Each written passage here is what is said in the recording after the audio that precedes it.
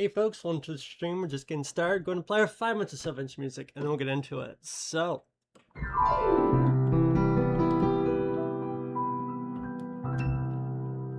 enjoy.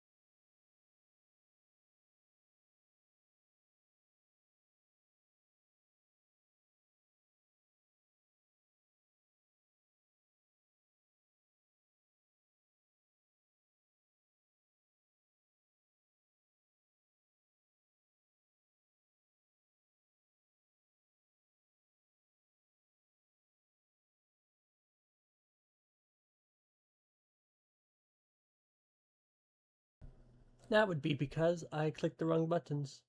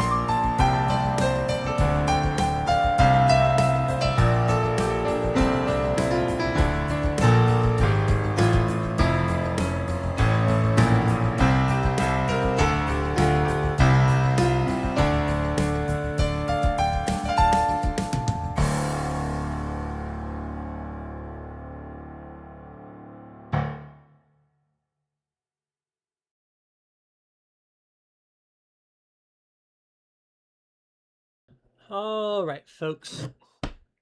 Let's get started then. I'm Ninja Kitty. Hey. And I play improv piano, which mostly just means I play whatever comes to mind. That's generally what we get. As far as requesting things, not the best playing some music or playing by ear, so I can't play just any random song on the fly. Super sorry. But hey, if you got like a story prompt, a phrase, a couple words, general feeling or emotion, or even random set of notes, love to take that kind of stuff and improv with it. So,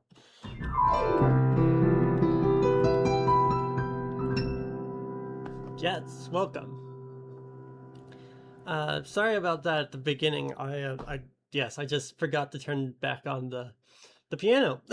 So I swap the two inputs generally, and I do that manually because why wouldn't I? Sure, there's an easier way to do it, right? Um, yes, I thought we'd throw in some backing tracks. I don't know if I'll do backing tracks the whole time. Um, in fact, I think we'll do our first like actual song of the stream, not just my intro, just without a backing track.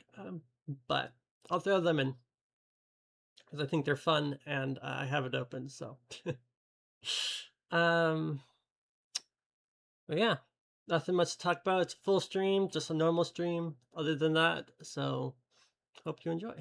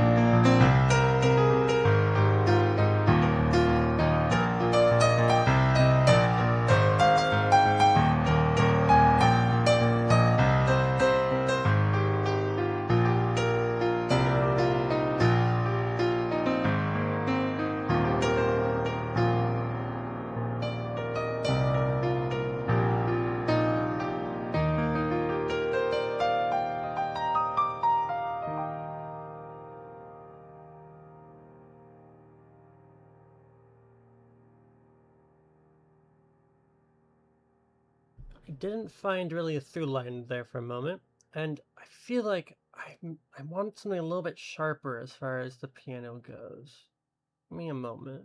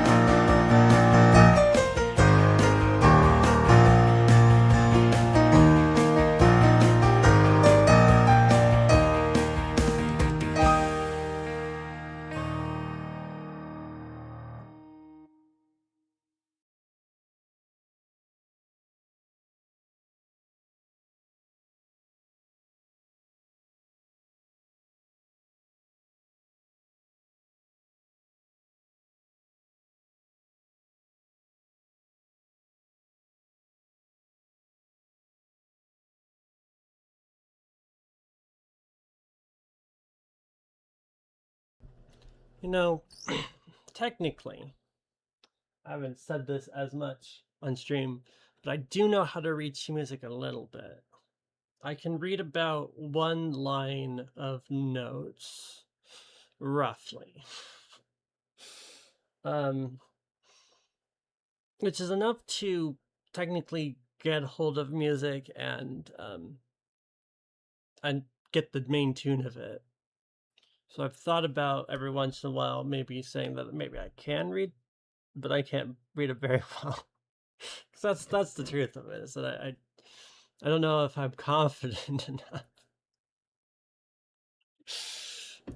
But but yeah, I do have some ability to read music nowadays.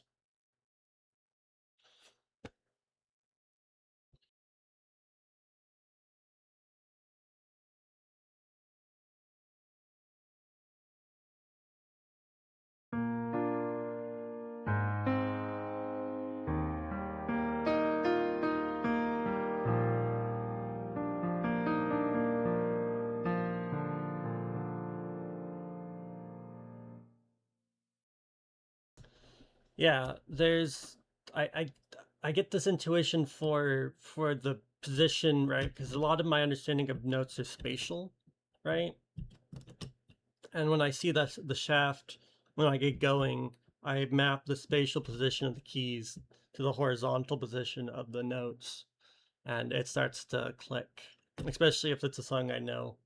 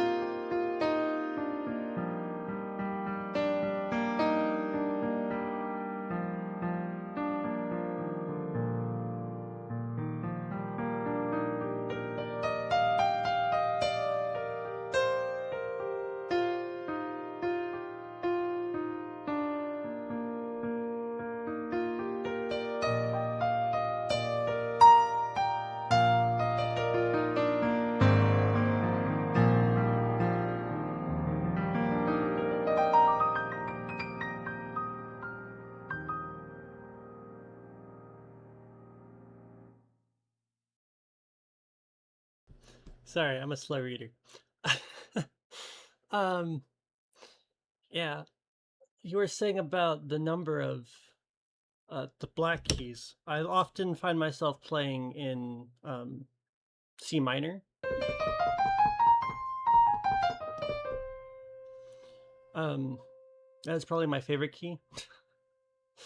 Um, and that's what that other song was played in. It was this. That's in C minor. But I often also play in D minor. Um, and then I keep doing weirdness with uh, A, A minor, and in particular switching it into A major with the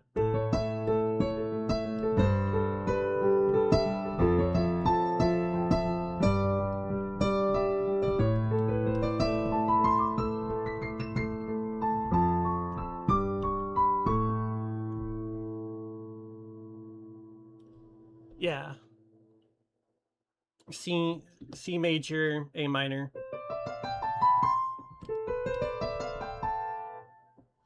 I also do a lot of playing around with playing in C, but I also do a D. I'm using C notes and playing a D minor subset, so I do that a lot when I do like my jazz.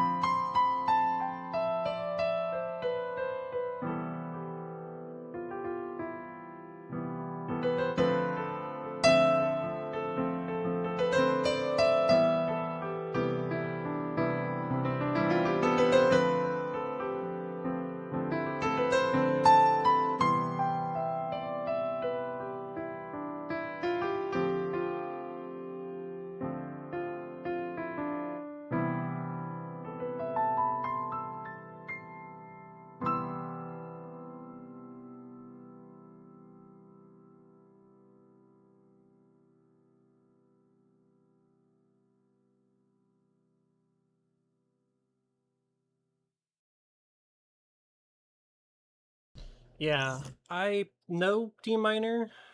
It's like um and I've played songs in D minor. I've also know about the various kind of subchords. You got your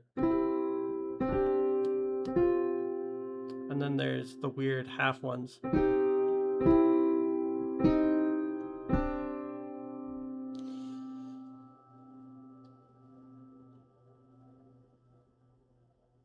Yeah. The is that the ones that go like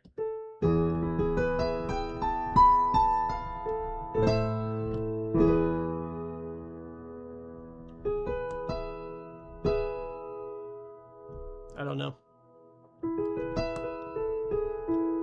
I have a chart. But I could technically look it up.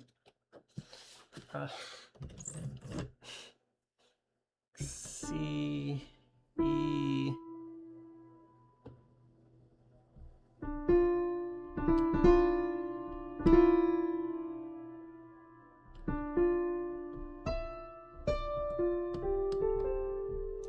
I'm missing the points. There you go.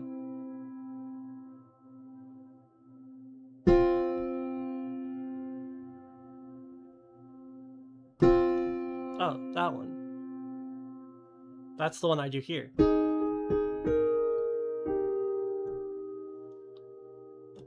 Oh wait, if that's this, then that's what this is. Ah. Yeah, I used that chord set a lot, actually. The... Right? Yes, that is the same jump, because I use it in songs like this.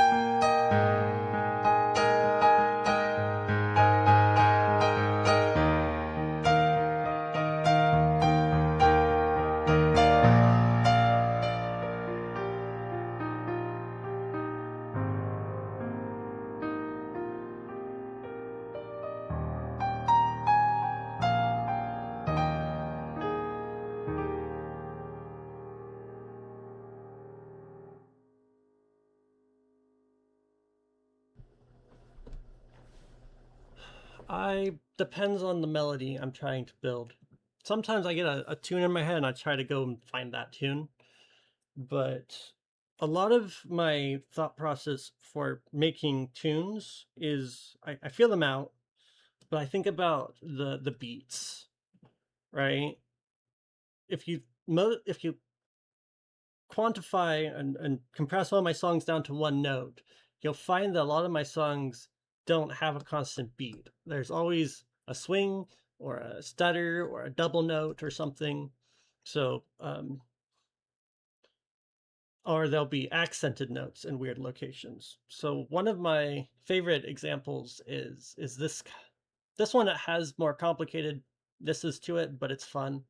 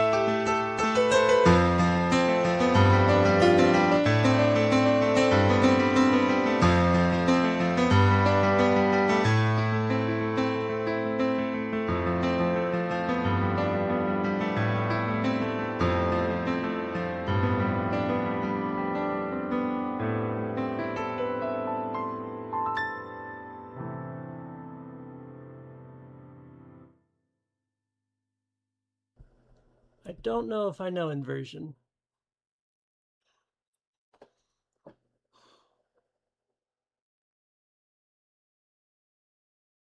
Oh wait, is that where you put the, let's see, D, F sharp?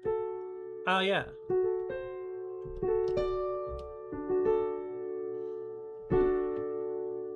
That is, no, that's G. F sharp would be this one. Wait, F, that is F sharp. A,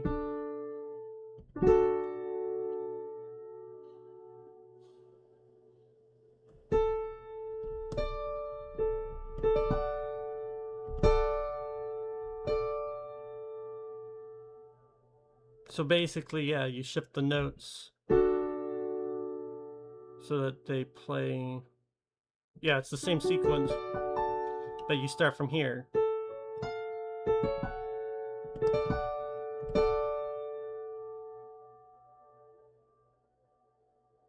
Yeah, I do know about that, and I use it quite a bit actually.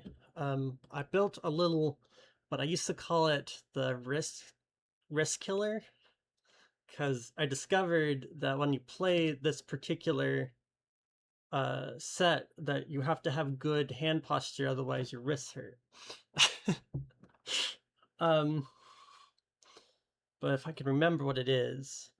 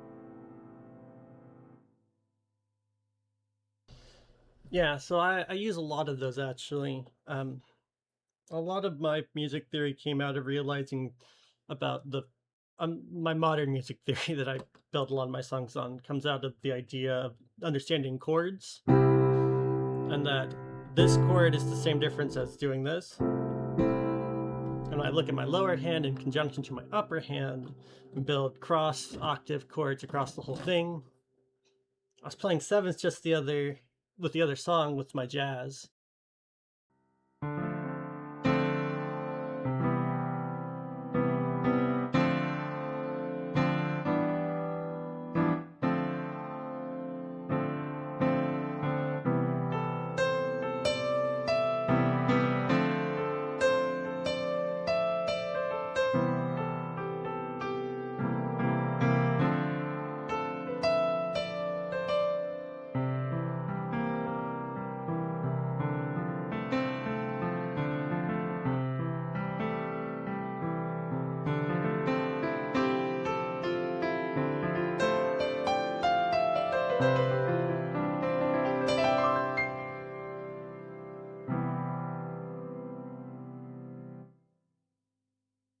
And I was doing stuff with ninths. Let me see if I can remember my ninths.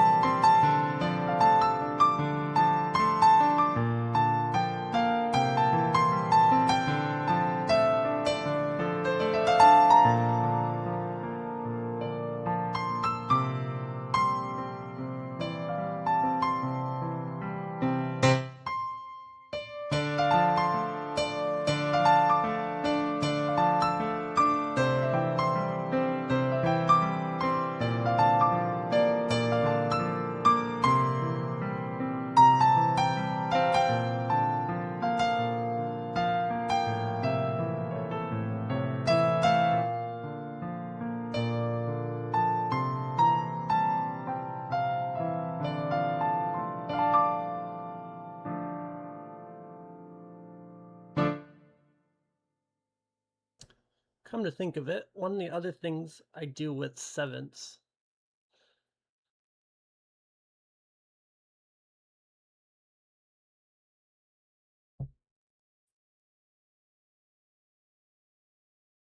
Yeah.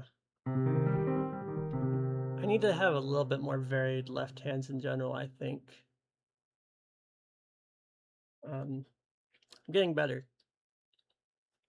On my very early songs, I discovered this little tune, and it's actually completely built on top of a seventh, and I didn't realize it when I first made it.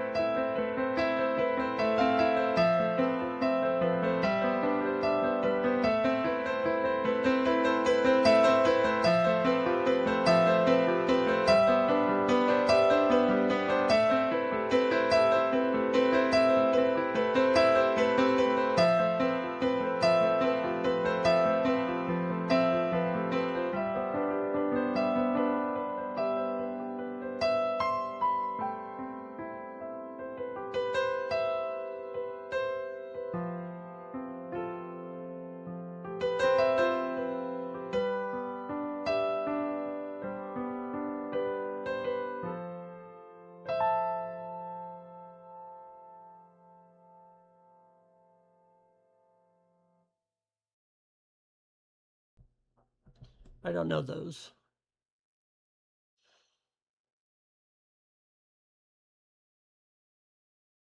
Not very much music. I should listen to more, uh, for obvious reasons. Not really. Yeah, I don't go out of my way generally to listen to music, and I don't just turn on anything that just feeds me music from anywhere.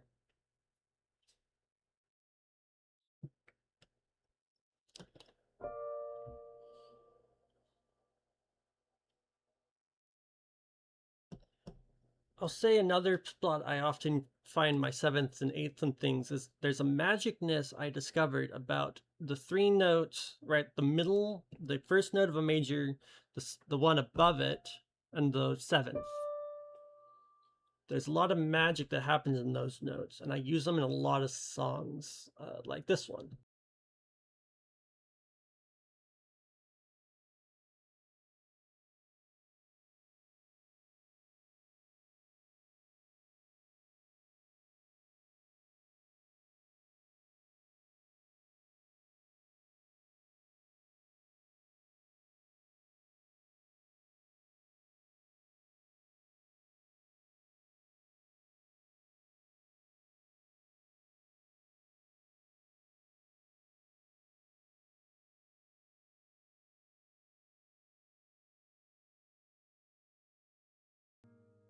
Forgot to turn back on the thing.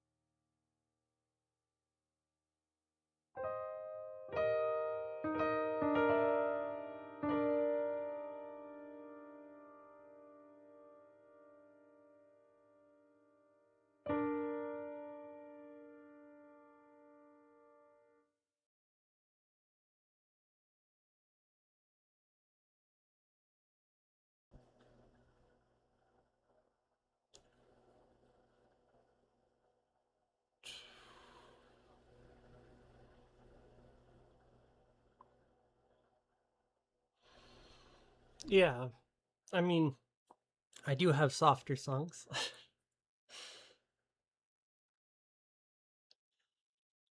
I like to make all the notes play out in loud volumes for sure. Um, but for instance, on the one where I was doing the Song of Storm, for instance, I unified the two hands in their action, so like this.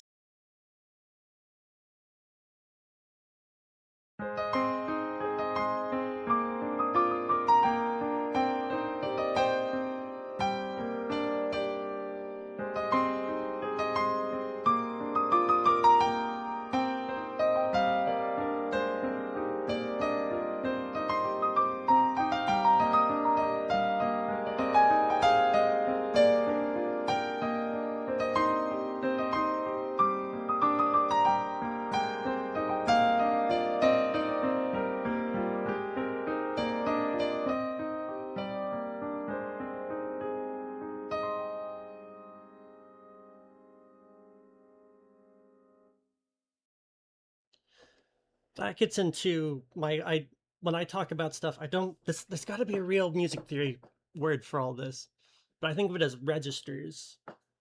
And you have a set of slots essentially in your sound, and different um, different sounds fill different slots essentially.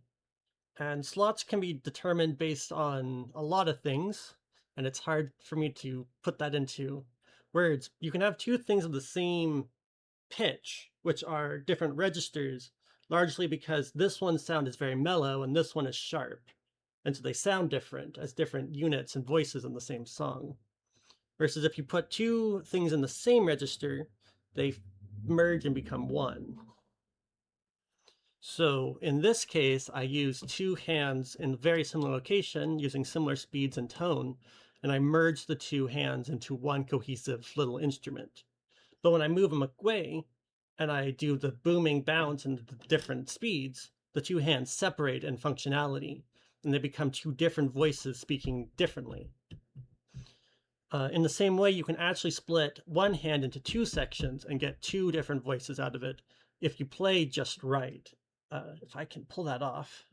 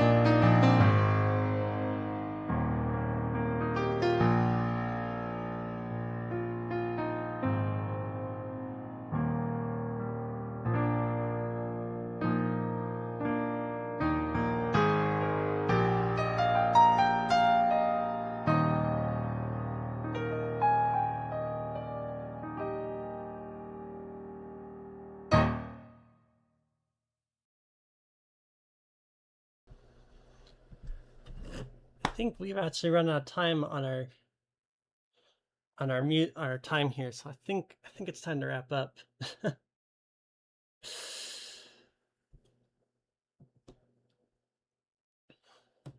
Yeah, so thanks for coming and hanging out, folks. I hope discussing music theory was fun for everyone else too, but I enjoyed our discussion.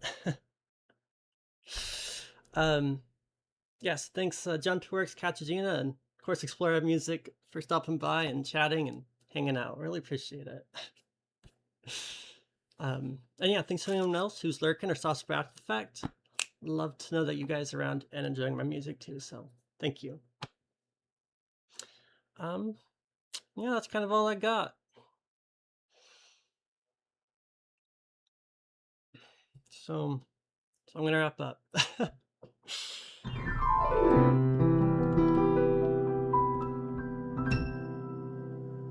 Until next time, folks. See ya.